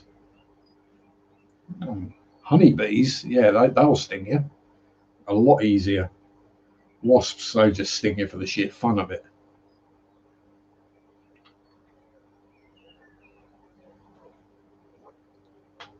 Which is something I have to be careful of because I'm allergic to the buggers. Well, I am now. I never used to be. Then I got stung far too many times and I became allergic to them. Um, it is, you get stung by a wasp and you're like, nah, it's not too bad actually.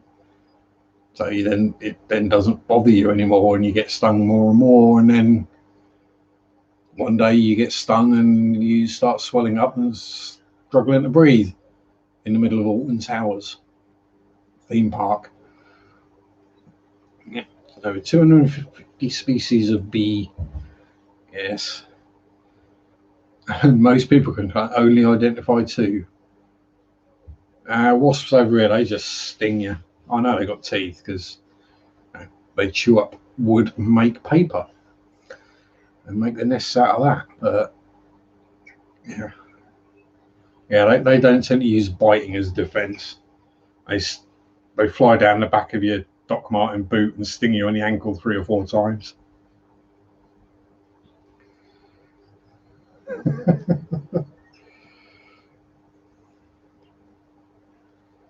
Bless this thing. I'll say it's the 90s, so I can't really remember it. Yeah, the decade that Sharpe forgot. Most of the 90s. I remember the music, and that's about it.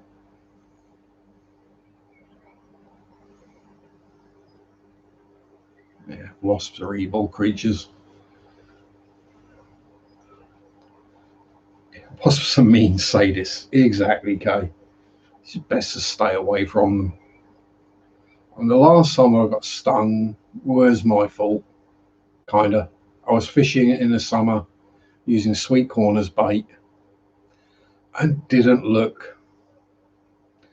Stuck my hand in the bait tub, went to chuck some out, loose feed, picked up a wasp, got stung on the hand, reached into my seat box, pulled out the EpiPen, injected myself, and went and had a lay down under a tree for an hour or so I could breathe again.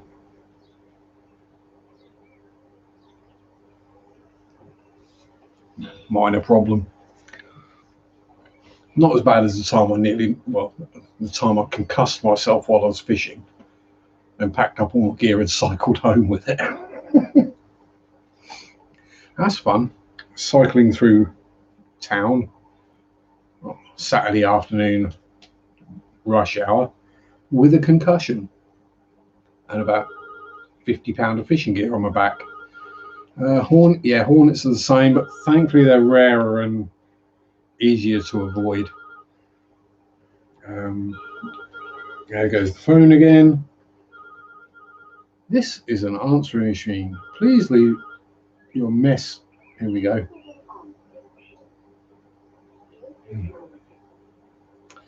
Yeah, same cold caller. I mean, the fact they're doing it every hour on a Sunday is taking a biscuit. I mean, I've even picked it up and said hello, and then they've hung up. So, you know. Yeah, so hornets aren't really such a big problem over here. Wasps after each, yeah. Even funnier is horses when the apples drop. Yeah, drunk horses are funny. Bears and monkeys. Yeah, is someone trying to sell me something? Oh. Yeah, some of the wasps. Yeah, I mean, there's one of is it the tarantula wasp? There's one of them that lays its eggs in the brain of a spider, I think,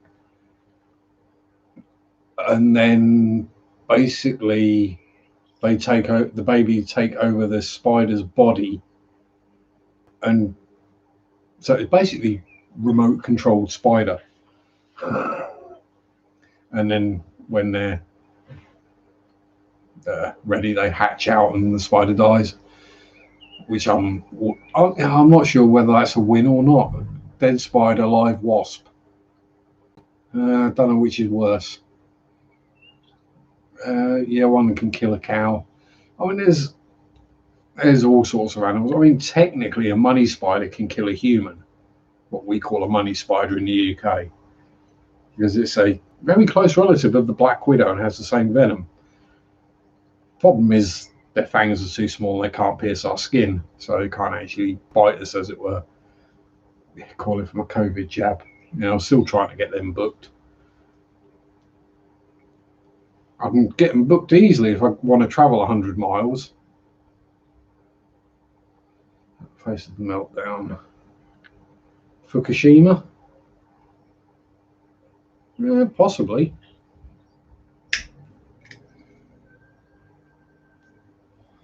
Yeah, Fukushima, yes. Don't pronounce it how it looks. F.U. Shima. If you really want to upset people, playing World of Warships and calling things by different names is always funny. Certain people get really upset when you call things like the Atlanta the Fat Lanta.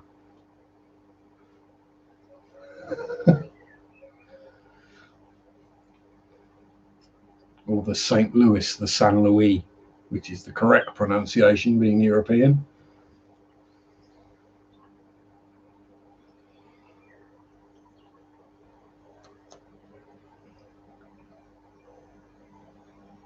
No idea what that is you're trying to eat, but there's 3 of you tried it and spat it out, so it's obviously not edible. Yeah.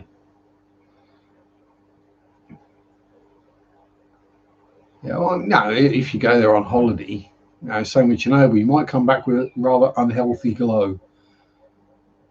Yeah. Yeah, the wasps that lay the eggs and the caterpillars. Yeah, there's all sorts of grim reproductive systems in nature.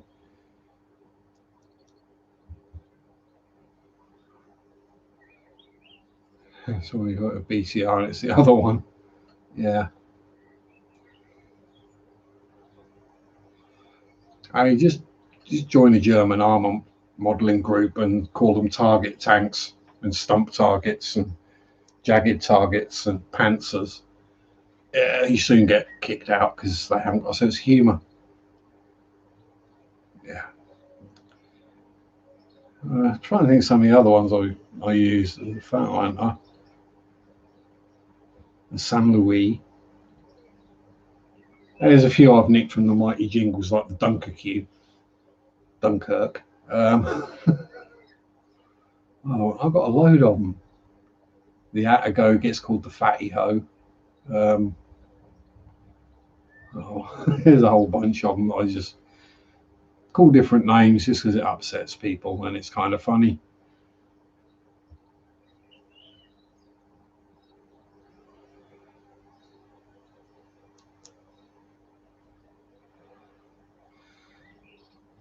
Small cannon light transport, not the BTR. Oh, geez, I know the one. Oh, what is it? BMP?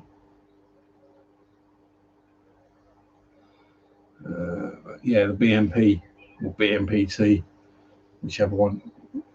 Yeah, BMPT because it's got the turret. Yeah.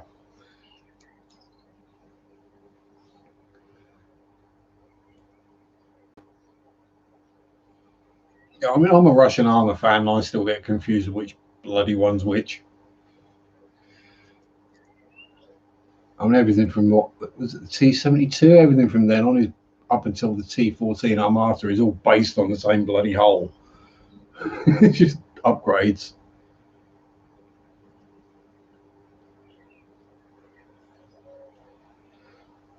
And obviously far superior to any Abrams or Abrahams or flower pot tank, as I sometimes call them, and that upsets people as well. Yeah, don't get started on Russian helicopters. I mean, you don't want to know how old I was when I realised that Sikorsky wasn't a Russian helicopter manufacturer. Yeah. Do I have Steam? Steam? No, I don't. No, I don't do any gaming on the computer.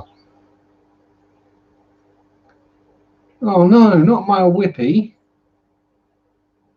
Oh no. Chris didn't hit him with a dart, did he? Or has he just been um, enjoying himself to death, as it were? Now, warships, now I'm Xbox, Xbone. Um, oh no. Oh, it's always sad when a fishy friend dies. And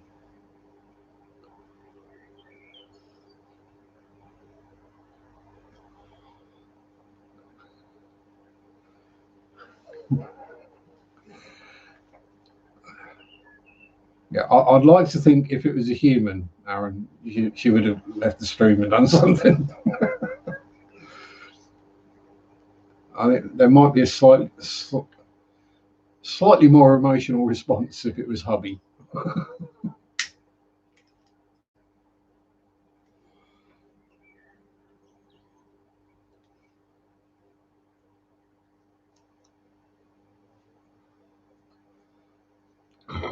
Oh dear, more wind. Oh, don't tilt my head back like that, as you can see the scar. Now, what species of fish was it, Marek? Was it? Trying to think what it is you've got. And as I have trouble remembering sometimes the fish I've got, don't hate me for not remembering.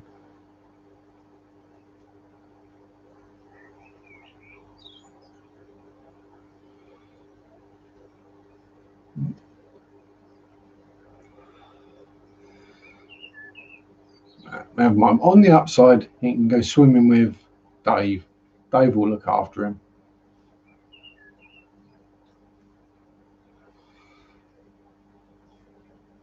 Ah, something new you got. I see. Well, I'm sure Dave will show him around the great fish tank in the sky. And yes, you're definitely protecting babies in there, aren't you, Mrs. Shelley? Yes, you are. If everyone else is out and about and swimming around and you're hiding. Yeah. Oh dear. You see, that's always the problem, isn't it? If you get a pair and then one of them dies, what do you do with the other one? Because some species do pair bond, um, and even if you try introducing another male or another female, it just doesn't work. I found that with the pistos and cribs.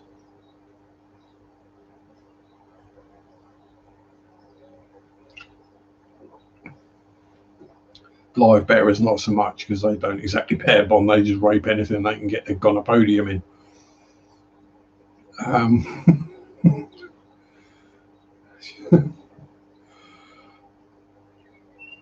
For those who don't know, gonopodium, fish willy.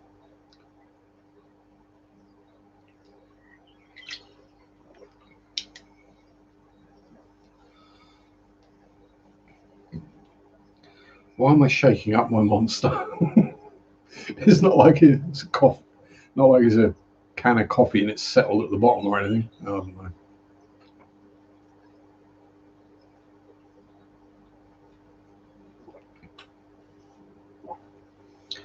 Yeah, I'll say look on the upside, look on the positive side. You've got more room to grow out your baby whiptails. Oh, is it om time? Is it, Bertie? Hey, how you doing your om and you just been spotted, so you're frozen. You still hiding up down there, Spaz?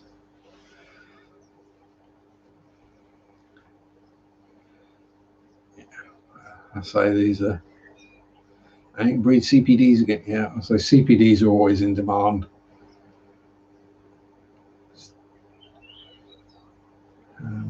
Maybe one day mine might. I don't know. Oh, pardon me. Oh, and again, fire in the hole. Yeah, I'll say now at the moment, the things I want to breed that aren't breeding are just the electric blue acaras and the killifish. Yeah, got to do it. Otherwise, I've given up gardening and modelling in the past. Yeah, this is it. I mean, I say my modelling mojo is completely dead at the moment, but I'm not letting it bother me. I've decided the more you worry about it and stress about it, like you haven't got the mojo to go and do it, the more you stress about it, the less likely the mojo is to come back. Less likely I think, yeah, well, I fancy doing a bit of painting or a bit of building. So I always leave it eventually. I'll get the will to go and do it.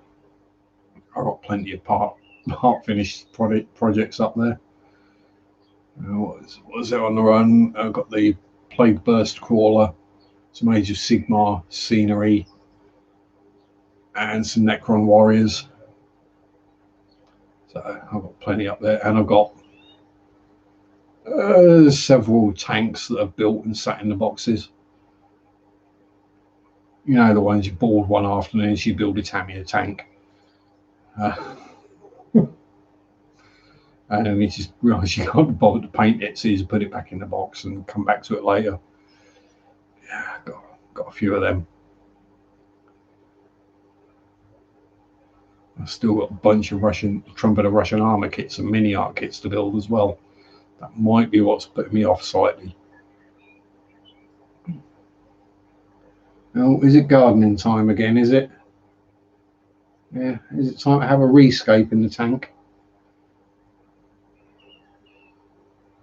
And if there's a boy and a girl doing rescaping around the same shell, that tells me that they're about to have babies as well. Oh well. More shelly dwellies. Oh, there. I told you I had wind today. I'm going to have to get my fart jar out. Yes, I have a fart jar. Mary got it for me for my birthday. It's like a swear jar, but you've got to put money in it when you fart. Mind if I did that, I'll be broke. So I've got the third backup. Yeah. I'll get the itch back at some point, but I'm not fussed when. It'll probably just be some random model I'll see and go, oh wow, that's cool. So it'll probably be Games Workshop. Something weird and different that I can just get funky with the paint on rather than having to follow a historical paint job or anything like that.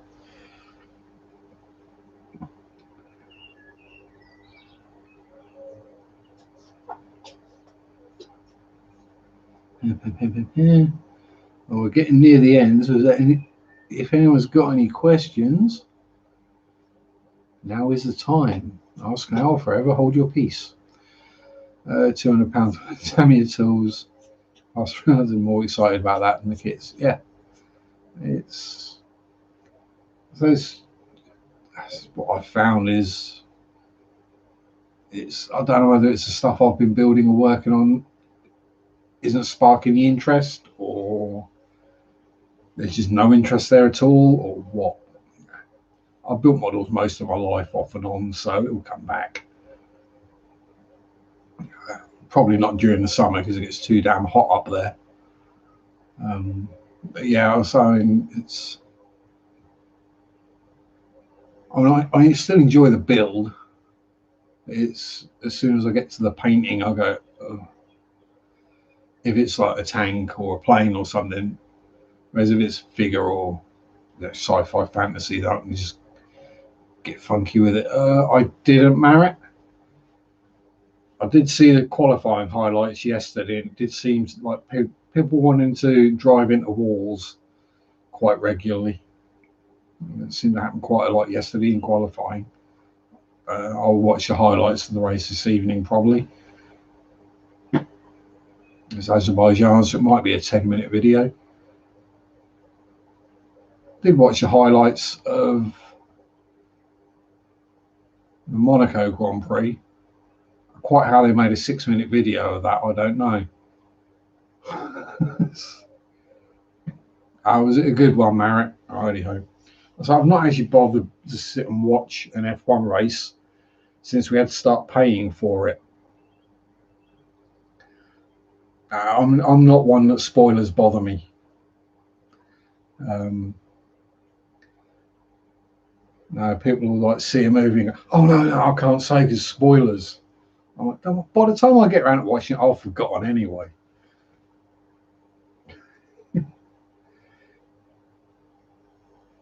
Yeah, it's especially movies. I don't remember the last time I watched a movie.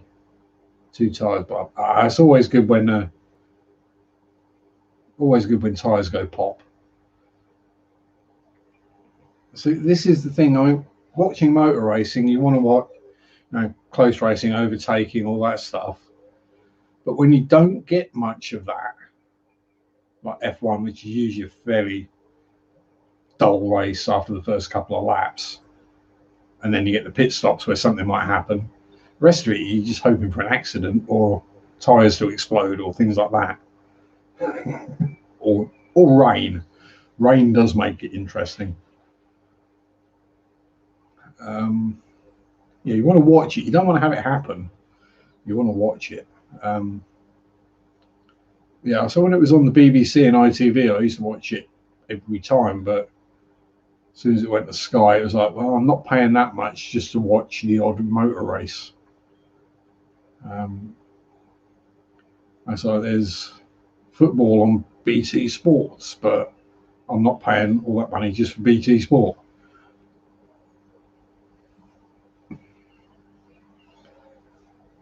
As technology moves on, and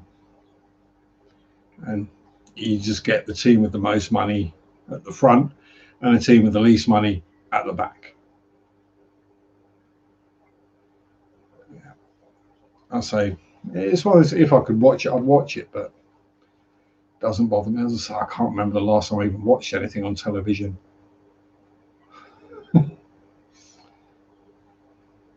Lots of YouTube. I've been watching and listening to a lot of Darkness Radio lately. It's always good when Hamilton comes in last. I mean, it's kind of sad. So I'd rather him have a big accident, but yeah, I can't stand the guy. Watch it online for free. Yeah, it's pretty much.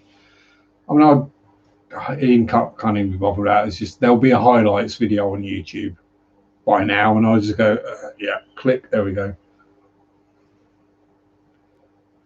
And so our cars don't go around in circles; they go left and right, and they slow down and they speed up. But sometimes they hit walls, or it rains and they carry on, and then they go sliding off all over the place, which is always fun. Unless you're Gilles Bianchi and you slide off and you end up hitting a tractor. Rest in peace. Well, as we're about to end the stream, Spazzy shows up again. And you had your nap. Time to come out and look for food, or are you just having a funny 5 minutes? He's having a spaz attack. Yeah, I mean, I think the last live motor race I watched would have been MotoGP, where Marco Simoncelli died. I actually sat and watched that live. Where the hell did that wall come from? Yeah, that's always good. Good to watch. But yeah, you wouldn't want to be sat in the car doing it, or just the other side of that wall. Or in Romain Grosjean's face, where the hell did that fireball come from?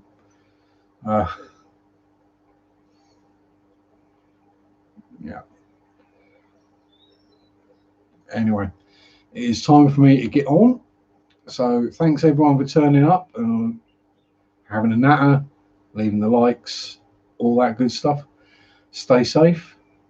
I'll catch everyone next week when I'm unemployed. Have fun.